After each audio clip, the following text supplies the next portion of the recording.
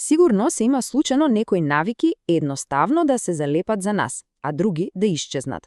Па денес ќе се нурнеме во фасцинатната наука зад учењето, за да видиме што точно се случува. И токму тоа е клучното прашање, нели? Зошто некои однесувања ги повторуваме, а други не?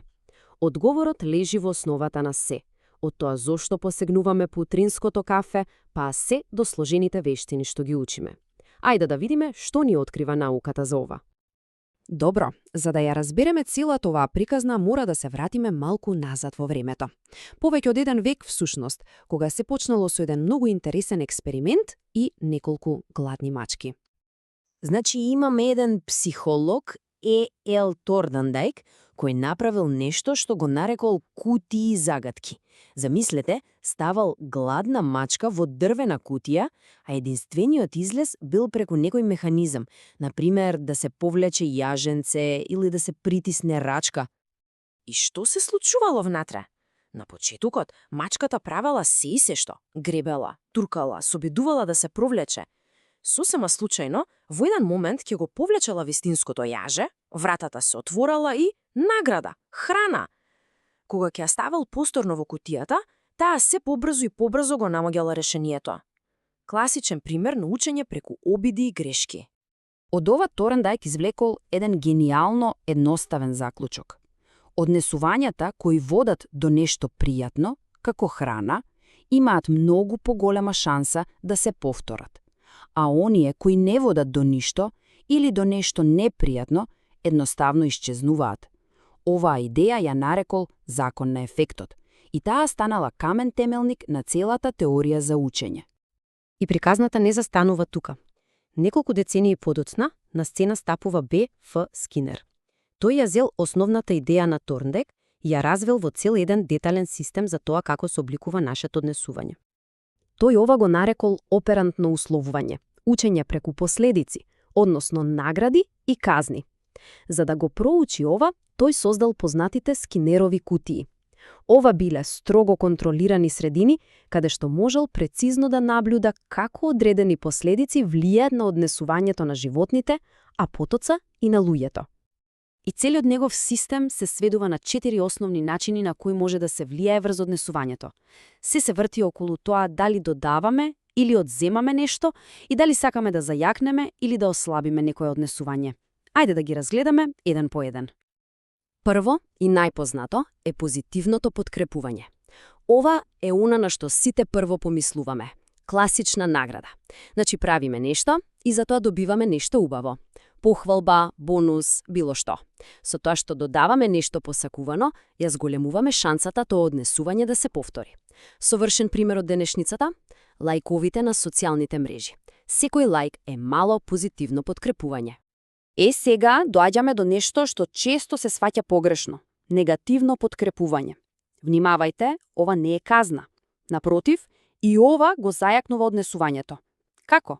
Со тоа што отстранува нешто досадно или непријатно. Најдобриот пример е алармот за сигурносниот појас во автомобилот. Звукот е иритирачки, нели? Кога ќе го врземе појасот, звукот престанува. Тоа олеснување не тера и следниот пат веднаш да се врземе. Значи, однесувањето е зајакнато. Добро, а сега да преминеме на другата страна, намалување на однесувањето. Тука спаѓа позитивната казна. Зборот позитивна овде значи додавање. Значи, додаваме нешто непријатно за да спречиме некое однесување да се повтори. Класичен пример е кога некој ќе биде искаран затоа што направил нешто погрешно. Додавањето на караницата има за цел да го намали тоа однесување во иднина. И за крај на овој систем ја имаме негативната казна. Овде, пак, негативна значи одземање. Значи, одземаме нешто убаво, некоја привилегија, за да ослабиме некое однесување. Пример што сите го знаеме, одземање на телефонот на тинејџер затоа што ги прекршил правилата. Со отстранување на нешто што го сака, се намалува шансата да го повтори истото однесување. Океј, сето ова со награди и казни има смисла. Но дали сме навистина толку едноставни? Дали целото учење е само бавен, механички процес на обиди и грешки? Токму тоа прашање си го поставили и други психолози. Тие сметале дека моделот на Скинер е премногу механички, дека ја занемарува онаа мистериозна кутија, нашиот ум. Сигурно има нешто повеќе од само реакции на надворешни стимулации. И тука влегуваат во приказната експериментите на Волфганг Келер со шимпанза. Сцената била следна. Во еден заграден простор имало шимпанза. Високо горе, надвор од неговиот дофат, виселе банани, а наоколу биле расфрвани неколку кутии и стапови. Според теоријата на Скинер, би очекувале шимпанзото да пробува се и се што по случаен избор. Но не се случило тоа. Шимпанзото седело некое време, гледало наоколу. Во бананите, па во кутиите, па во стаповите и тогаш одеднаш, како да му светнала сјаличка. Почнало да ги реди кутиите една врз друга, да го користи стапот и да ги дофати бананите. Ете, тоа е тој познат аха момент. Келер го нарекол ова учење преку увид. Тоа не е постепен процес, туку ненаден блесок на разбирање, кога сите делови од сложувалката одеднаш ќе си дојдат на свое место. Ова докажало дека учењето не е само реакција, туку вклучува и размислување, перцепција и решавање на проблеми. Значи, досега видовме дека учиме од директни последици, како мачката, и од ментален увид, како шимпанзото. Но што е со најчестиот начин на кој учиме ние луѓето? Што ако не мора ништо да правиме, ниту пак да решаваме загадка, туку едноставно да гледаме?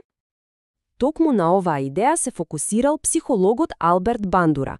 Тој тврдел дека огромен дел од нашето учење доаѓа само од наблюдување на другите, а за да го докаже тоа го спровел еден од најпознатите експерименти во психологијата, експериментот со Бобо куклата. Еве како изгледал експериментот. Една група деца гледале возрастен како агресивно се однесува кон една голема кукла на надувување, наречена Бобо. Ја удирал, ја клоцал, викал по неа. Потоа, децата биле оставени сами во собата со истата таа кукла. И што се случило? Тие почнале да го имитираат точно истото агресивно однесување што го виделе. Клучниот момент тука е што никој не ги наградил за тоа, ниту пак им кажал да го прават тоа. Тие научиле само преку гледање. Се разбира, не имитираме се и секого што ќе видиме. Бандура идентификувал неколку клучни фактори.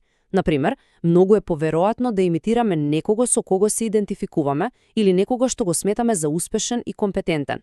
Исто така ги гледаме и последиците што ги добива моделот за своето однесување. И секако, мора да сме способни да обрнеме внимание и да го запомниме тоа што го гледаме.